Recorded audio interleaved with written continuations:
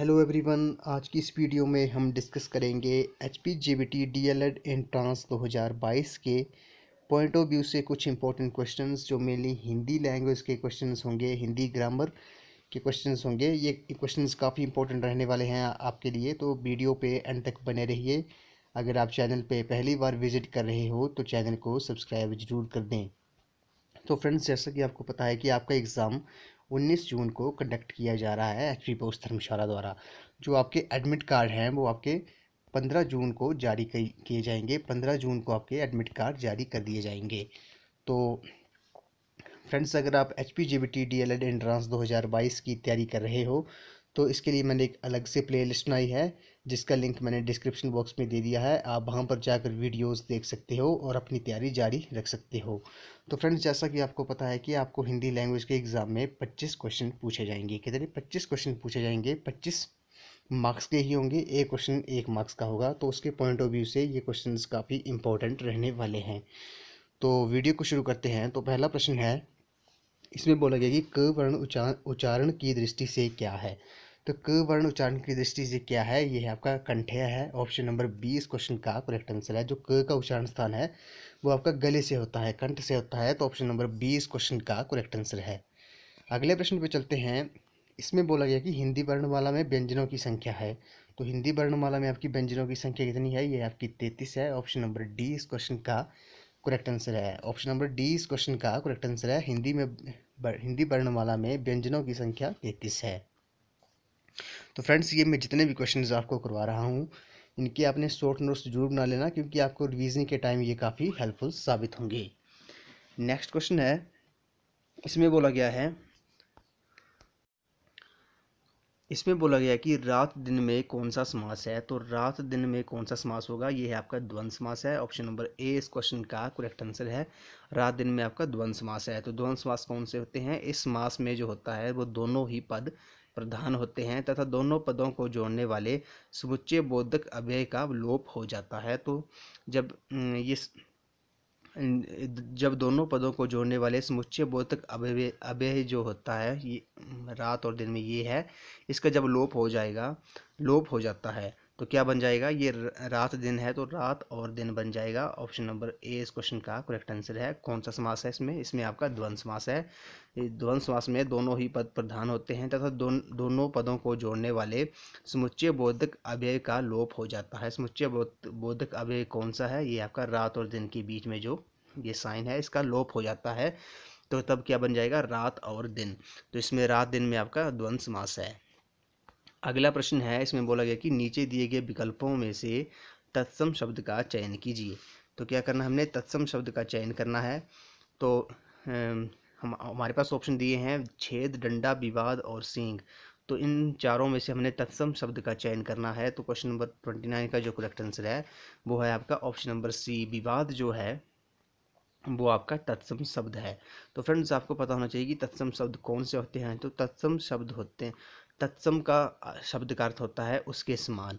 तो ये तत्सम का अर्थ क्या होता है उसके समान।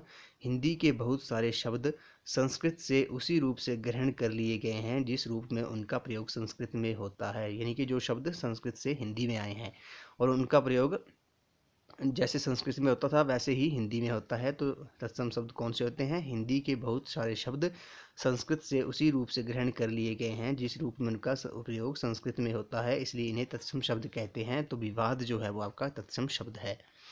अगला इंपॉर्टेंट क्वेश्चन है, इसमें बोला गया कि सज्जन का संधि विच्छेद क्या है। काफ़ी इंपॉर्टेंट क्वेश्चन है। तो क्वेश्चन नंबर 30 का जो करेक्ट आंसर है वो है आपका ऑप्शन नंबर बी, सत प्लस जन जो है वो आपका सज्जन का संधि विच्छेद है। ऑप्शन नंबर बी इस क्वेश्चन का करेक्ट आंसर है।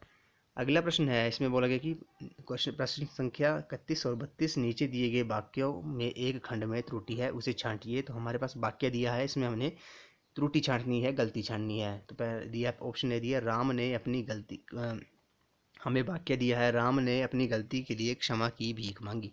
तो इसमें कौन सा एक खंड त्रुटि है, गलत है? तो वो है आपका की भीख मांगी। ऑप्शन नंबर डी जो है, राम ने अपनी गलती के लिए क्षमा की भीख नहीं मांगी, क्षमा मांगी होगा। तो ऑप्शन नंबर डी इस क्वेश्चन का करेक्ट आंसर है। अगला प्रश्न है, क्वेश्चन नंबर 32 पे चलते हैं। इसमें बोला गया कि धनवान को व्यर्थ बेकार में सहायता देकर कोई लाभ ना होगा। तो इस वाक्य में त्रुटि कौन सी है? क्वेश्चन नंबर 32 का जो करेक्ट आंसर है वो आपका बेकार में, ऑप्शन नंबर डी बी इस क्वेश्चन का करेक्ट आंसर है। धनवान को व्यर्थ में सहायता देकर कोई लाभ ना होगा, ऑप्शन नंबर बी जो है इस वाक्य में त्रुटि है। तो ऑप्शन बी इस क्वेश्चन का करेक्ट आंसर है। क्वेश्चन नंबर 33 पे चलते हैं। इसमें बोला गया कि निम्नलिखित में से कौन छायावादी कवि है?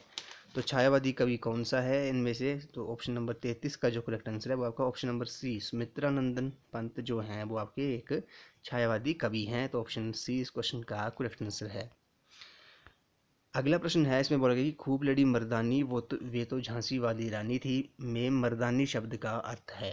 तो ये वाक्य दिया है हमारे पास, खूब लड़ी मर्दानी वे तो झांसी वाली रानी थी में मर्दानी शब्द का अर्थ क्या है? तो मर्दानी शब्द का अर्थ है आपका पुरुषोत्तम। ऑप्शन नंबर सी इस क्वेश्चन का करेक्ट आंसर है। खूब लड़ी मर्दानी वे तो झांसी वाली रानी थी, इसमें मर्दानी शब्द का अर्थ आपका पुरुषोत्तम था। ऑप्शन नंबर सी इस क्वेश्चन का करेक्ट आंसर है। अगला प्रश्न में बोला गया कि नीचे दिए गए वाक्यों में रेखांकित शब्दों की वर्तनी के लिए चार चार विकल्प दिए हैं, इनमें से शुद्ध शब्द की वर्तनी चुनिए। तो हमारे पास वाक्य दिया है, इसमें जो रेखांकित शब्द हैं वो अशुद्ध रूप है, उसका हमने शुद्ध रूप चुनना है। तो बोला गया कि चारों ओर उज्ज्वल चांदनी फैली थी। तो चारों ओर उज्ज्वल चांदनी फैली थी, तो फ्रेंड्स उज्ज्वल का जो शुद्ध रूप होगा, यहाँ पे उज्ज्वल रेखांकित शब्द है, तो उज्ज्वल का जो शुद्ध रूप होगा वो होगा आपका option number B. Option number B जो है वो आपका करेक्ट आंसर है। उज्ज्वल का शुद्ध रूप आपका ऑप्शन बी होगा। तो फ्रेंड्स आपसे पूछ सकते हैं एग्जाम में कि शुद्ध वर्तनी दी जाएगी, उज्ज्वल कैसे लिखा जाता है? आपने ध्यान देना है। ये लिखा जाता है उ दो बार आधा ज और व और ल।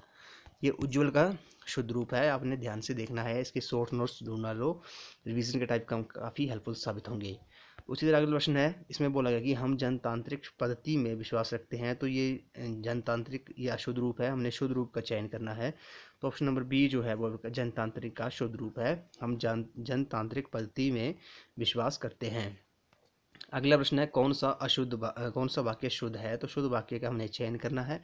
तो क्वेश्चन नंबर 37 का जो करेक्ट आंसर है वो आपका ऑप्शन नंबर डी, वाह कितना सुंदर दृश्य है। तो ये आपका वाक्य शुद्ध है, ऑप्शन डी इस क्वेश्चन का करेक्ट आंसर है।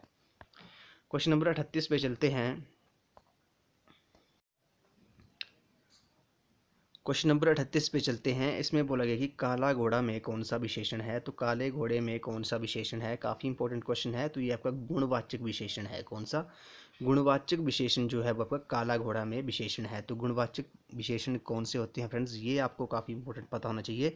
तो गुणवाचक विशेषण वे होते हैं जो विशेषण विशेष्य संज्ञा या सर्वनाम के गुण, दोष, रूप, रंग, आकार, काल, दशा, स्थिति आदि की विशेषता का बोध करता है, उसे गुणवाचक विशेषण कहते हैं।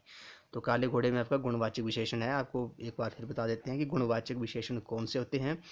जो विशेषण विशेष्य संज्ञा या सर्वनाम के गुण, दोष, रूप, रंग, आकार, काल, दशा, स्थिति आदि की विशेषता का बोध कराता है, उसे गुणवाचक विशेषण कहते हैं। तो ऑप्शन नंबर ए इस क्वेश्चन का करेक्ट आंसर है। इसमें काला घोड़ा जो है, काला जो है वो आपका रंग का हमें बोध करा रहा है, तो गुणवाचक इसका करेक्ट आंसर है। अगला प्रश्न है, इसमें बोला गया कि हम दिल्ली गए और वहाँ 4 दिन रहे, कौन सा वाक्य है? तो क्वेश्चन नंबर 39 का एक वाक्य दिया है हमारे पास, हम दिल्ली गए और वहाँ पर 4 दिन रहे, इसमें कौन सा वाक्य है? तो क्वेश्चन नंबर 39 का जो करेक्ट आंसर है वो आपका ऑप्शन नंबर ए संयुक्त वाक्य है। ये हम दिल्ली गए और वहाँ 4 दिन रहे। अगला प्रश्न है, इसमें बोला गया कि निम्नलिखित प्रश्नों में से प्रत्येक मुहावरे के 4 विकल्प दिए गए हैं, इनमें से एक उचित विकल्प का चयन कीजिए। तो ये मुहावरे दिए हैं, इसमें हमने इसका ऑप्शन में उचित विकल्प का चयन करना है। तो पहला है पाँव में शनिचर होना। तो पाँव में शनिचर होना मुहावरे का अर्थ क्या होता है? ये होता है आपका एक स्थान पर स्थिर न रहना। ऑप्शन नंबर बी इस क्वेश्चन का करेक्ट आंसर है। पाँव में शनिचर होना यानी कि एक स्थान पर स्थिर न रहना। अगला है बालू की भीत। बालू की भीत मुहावरे का अर्थ क्या होता है? काफ़ी इंपॉर्टेंट है। तो यह है आपका बालू की भीत मुहावरे का अर्थ होता है शीघ्र नष्ट होने वाली वस्तु। जो शीघ्र नष्ट होने वाली वस्तु है, ये आपका बालू की भीत मुहावरे का अर्थ है। ऑप्शन नंबर सी इस क्वेश्चन का करेक्ट आंसर है। अगला है खग खग जाने खग की भाषा। खग जाने खग की भाषा मुहावरे का अर्थ क्या होता है? ये होता है आपका चालाक ही चालाक की भाषा समझता है। ऑप्शन नंबर ए इस क्वेश्चन का करेक्ट आंसर है। खग जाने खग की भाषा, चालाक ही चालाक की भाषा समझता है। अगला प्रश्न है, इसमें बोला गया कि भागीरथी का पर्यायवाची शब्द है, तो भागीरथी किसका पर्यायवाची शब्द होता है? ये होता है आपका गंगा का। ऑप्शन नंबर 20 क्वेश्चन का करेक्ट आंसर है भागीरथी का पर्यायवाची शब्द होगा आपका गंगा। अगला प्रश्न है, ज्येष्ठ का विलोम शब्द क्या है? तो ज्येष्ठ का जो विलोम शब्द होता है, काफ़ी इंपॉर्टेंट क्वेश्चन है, एग्जाम में पूछा जाता है। तो ज्येष्ठ का विलोम शब्द आपका कनिष्ठ होता है। ऑप्शन नंबर ए इस क्वेश्चन का करेक्ट आंसर है। इस वीडियो का फ्रेंड्स लास्ट क्वेश्चन है, इसमें बोला गया कि सही विकल्प चुनिए, जिसकी गर्दन सुंदर हो उसे क्या कहते हैं? काफ़ी इंपॉर्टेंट क्वेश्चन है। तो जिसकी गर्दन सुंदर हो उसे सुग्रीव कहते हैं। ऑप्शन नंबर डी इस क्वेश्चन का करेक्ट आंसर है। जिसकी गर्दन सुंदर हो उसे सुग्रीव कहते हैं। तो फ्रेंड्स, ये जितने भी क्वेश्चंस मैंने करवाए आई होप आपको पसंद आए होंगे। तो इन क्वेश्चंस के आपने शॉर्ट नोट्स जरूर बना लेना, क्योंकि ये रिवीजन के टाइम आपको पेपर से 1-2 दिन पहले काफ़ी हेल्पफुल साबित होंगे रिवीजन के टाइम। तो फ्रेंड्स, आज की वीडियो में बस इतना ही। आई होप आपको वीडियो पसंद आई होगी। तो वीडियो को लाइक शेयर एंड सब्सक्राइब जरूर कर दें। तो अगर आप HPGPT DLED एंट्रेंस की तैयारी कर रहे हो, तो इसके लिए मैंने एक अलग से प्लेलिस्ट बनाई है, जिसका लिंक मैंने डिस्क्रिप्शन बॉक्स में दे दिया है। आप वहाँ पर जाकर वीडियोस देख सकते हो। तो थैंक यू फ्रेंड्स।